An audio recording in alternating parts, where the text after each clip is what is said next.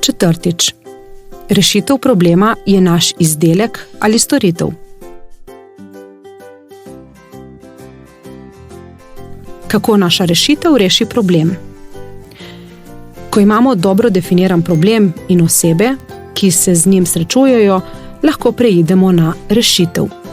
Vprašati se moramo, kako naša rešitev ta problem reši, oziroma, če sploh ga.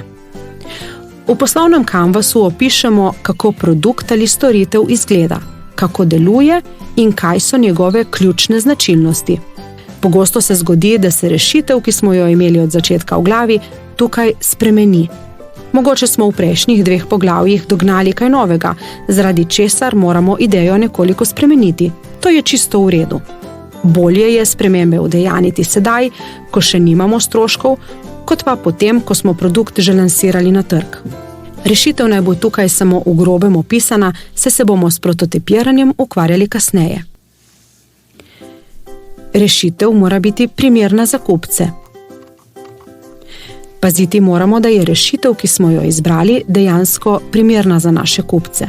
Ti jo bodo morali razumeti in znati uporabljati, v nasprotnem primeru zanjo ne bodo plačali. Na primer, če smo se odločili, da bomo izdelali mobilno aplikacijo, naši kupci pa so starejše osebe nad 70 let, bomo imeli težavo. Ti namreč v povprečju ne uporabljajo pametnih mobilnih naprav. Še več, da bomo aplikacijo lahko prodali, bo potrebno opraviti spletni nakup. Tukaj je velika verjetnost, da naši kupci ne bodo želeli ali znali opraviti nakupa. Pomembno je, da razumemo, kdo so naši kupci in kakšne probleme imajo. Na nas pa je, da njihove želje razumemo in pretvorimo v tehnične rešitve. Domača naloga. Opišite vaš produkt ali storitev. Osredotočite se samo na eno varianto produkta in na bistvene lastnosti. Opis naj zajema vse aspekte rešitve. Torej, kako bo rešitev izgledala, kakšne barve bo produkt, kako bo rešitev delovala in podobno. Na srečanju z mentorjem boste predstavili vaš produkt, kako bo izgledal in kako bo deloval ter način uporabe za kupce, ki ste jih opredelili v prejšnji delavnici. Edinstvena ponujena vrednost, naša obljuba kupcem. Cena je tisto, kar plačaš, vrednost pa je tisto, kar dobiš, je nekoč obrazložil znan ameriški poslovnež, investitor in filantrop Warren Buffett. Edinstvena ponujena vrednost je jasno in prepričljivo sporočilo o tem, zakaj smo drugačni in vredni pozornosti, ter zakaj je naš produkt vreden nakupa. Tukaj se sprašujemo o tem, kaj našim kupcem obljubljamo oziroma zakaj bodo našo rešitev kupili. Zakaj je naša rešitev boljša od drugih? Omogoča hitrejšo ali cenejšo rešitev problema? Gre za razlikovalno prednost, ki nam omogoča, da stopimo iz povprečja. Kako določimo edinstveno ponujeno vrednost? Izluščiti moramo bistvo produkta in ga povedati le z nekaj besedami. Ponujena vrednost je velikokrat zajeta v sloganu podjetja in v oglasih. Poglejmo si skupaj nekaj primerov. Vrtalni stroji Hilti. Podjetje Hilti kupcem obljublja luknjo v zidu. Razlaga.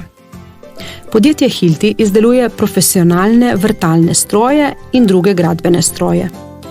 Kupci, ki imajo potrebo po tem, da doma naredijo luknjo v steni, saj ravno obnavljajo stanovanje, dejansko imajo potrebo po vrtanju, zato gredo v trgovino, kupijo vrtalni stroj in opravijo delo. Tako lahko rečemo, da podjetje Hilti prodaja luknje v steni in to dosega tako, da kupcem ponuja najboljše vrtalne stroje. Primer Uber. The smartest way to get around. Razlaga. Uber poudari smartest, torej najpametnejši način prevoza. Z enim klikom lahko naročimo prevoz, vedno vemo, kje smo in plačamo lahko brez papirnatega denarja. Primer Apple MacBook. Light years ahead. Razlaga. Pri predstavitvi novega prenosnega računalnika MacBook so pri Applu zelo lepo v samo 3 besedah predstavili njihovi 2 največji prednosti. Prvič, da je njihov računalnik izredno lahek v primerjavi s konkurenco, drugič pa da je kljub temu še vedno izredno zmogljiv. Primer Pinterest. A few million of your favorite things. Razlaga. Pinterest je spletna platforma, kjer lahko uporabniki delijo raznovrstne stvari, predvsem s pomočjo slik. Z zgornjim stavkom so želeli povedati, da imajo ogromno vsebine, vendar pa da lahko vsak uporabnik kljub temu najde svoj kotiček zase in svoja zanimanja. Pa še nekaj primerov s slogani. Mercator, moj najboljši sosed, razlaga, ker je blizu, ker ima vse na voljo, ko nam kaj zmanjka. L'Oreal, ker se cenim. Razlaga, za sebe želim uporabljati le najboljše produkte za nego telesa. Mimo vrste, nakupujmo z nasmehom. Domača naloga. V stavku ali dveh poiščite in zapišite tiste lastnosti ali prednosti, zaradi katerih bodo kupci plačali za vašo rešitev.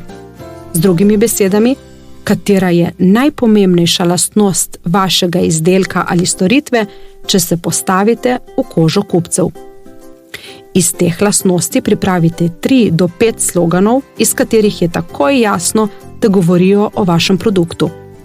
Na srečanju z mentorjem boste predstavili vaše ugotovitve in skupaj izbrali najboljši slogan.